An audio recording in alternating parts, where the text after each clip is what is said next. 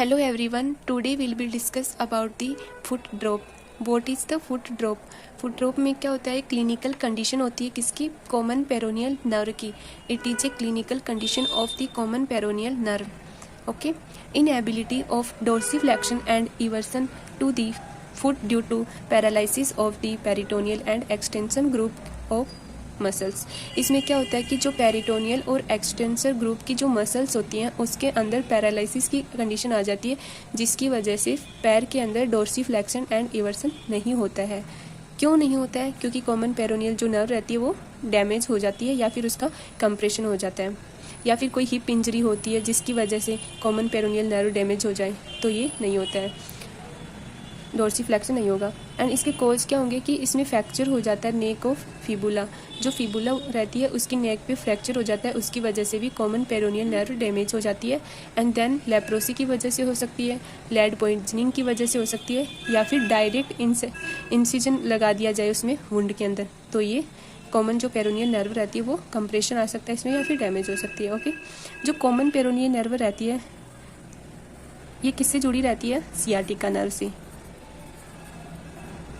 ये जुड़ी रहती है सियाटिका नर्व से. अब ये जो सियाटिका नर्व रहती है ये दो पार्ट में डिवाइड होती है.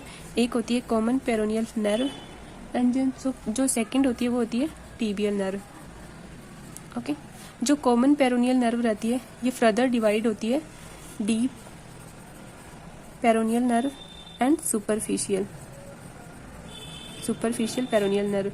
जो डीप पेरोनियल नर्व रहती है ये अपनी लेग्स को एंड फुट को सप्लाई करती है. ओके.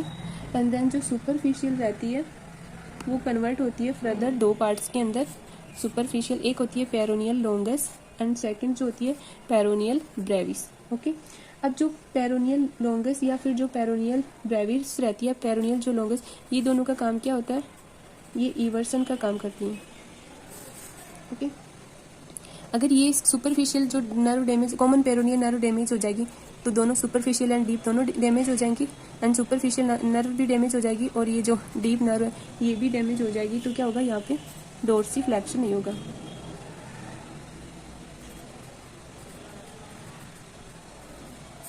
डोर्सिफ्लेक्शन नहीं होगा और इवर्सन भी नहीं होगा.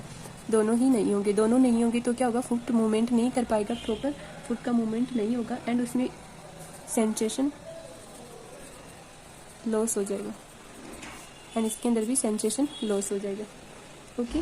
जो सुपरफिशियल होती है वो लैटरली एंड जो डीप होती है वो एंटीरियरली, एंटीरियर लेग्स को सप्लाई करती है. ओके. सियाटिका नर्व रहती है, इसके दो पार्ट्स होते हैं. एक होते हैं common peroneal nerve then tibial nerve. जो कॉमन पेरोनियल नर्व रहती है वो टू टाइप्स की होती है, सुपरफिशियल एंड डीप. जो सुपरफिशियल रहती है वो अपने लेटरल पार्ट ऑफ लेग्स को सप्लाई करती है एंड जो डीप रहती है वो एंटीरियर पार्ट को सप्लाई करती है. जो डीप रहती है ये लेग्स एंड फुट को सप्लाई करेगी. इसके डैमेज होने से डोर्सिफ्लेक्शन नहीं होगा एंड सुपरफिशियल जो नर्व रहती है इसके डैमेज होने से इवर्सन नहीं होगा. तो इवर्सन एंड फुट ड्रॉप की कंडीशन डेवलप हो जाएगी. ओके. देन इसकी क्लिनिकल फीचर देखेंगे अपन कॉमन पेरोनियल नर्व के. इसके जो क्लिनिकल फीचर होते हैं उसके अंदर क्या होगा कि हाई स्टैम्पिंग गेट का यूज होगा. जो एडिया रहती है उनको ऊपर करके चलेगा, मतलब ये जो पोजीशन रहती है इसके अंदर चलेगा. Okay. Loss of sensation over, मतलब वहाँ किसी टाइप का कोई सेंसेशन प्रेजेंट ही नहीं होता है क्योंकि दोनों ही कॉमन पेरोनियल नर्व की सुपरफिशियल एंड डीप दोनों ही डैमेज हो जाएंगी तो सेंसेशन वहाँ से लॉस हो जाएगा. Lateral and dorsum of the foot, lateral side में मूवमेंट नहीं हो पाएगा और ना ही डोर्सल साइड से पैर का मूवमेंट नहीं हो पाएगा.